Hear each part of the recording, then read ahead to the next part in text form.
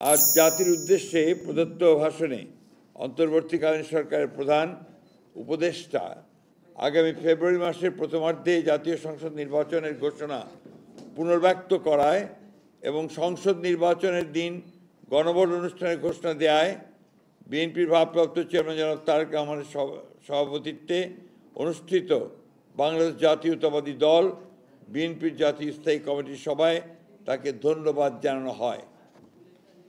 একই সাথে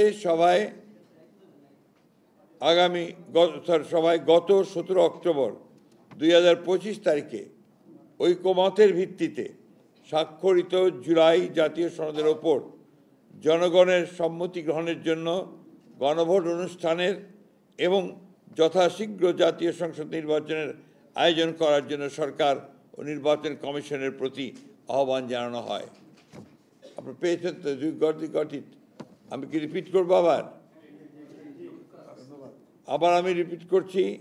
আজ জাতির উদ্দেশ্যে প্রদত্ত ভাষণে অন্তর্বর্তীকালীন সরকারের প্রধান উপদেষ্টা আগামী ফেব্রুয়ারি মাসের প্রথমার্ধে জাতীয় সংসদ নির্বাচনের ঘোষণা পুনর্ব্যক্ত করায় এবং সংসদ নির্বাচনের দিন গণভোট অনুষ্ঠানের ঘোষণা দেওয়ায় বিএনপির ভারপ্রাপ্ত চেয়ারম্যান জনাব তারেক রহমানের সভাপতিত্বে অনুষ্ঠিত বাংলাদেশ জাতীয়তাবাদী দল বিএনপি জাতীয় স্থায়ী কমিটির সভায় তাকে ধন্যবাদ জানানো হয়।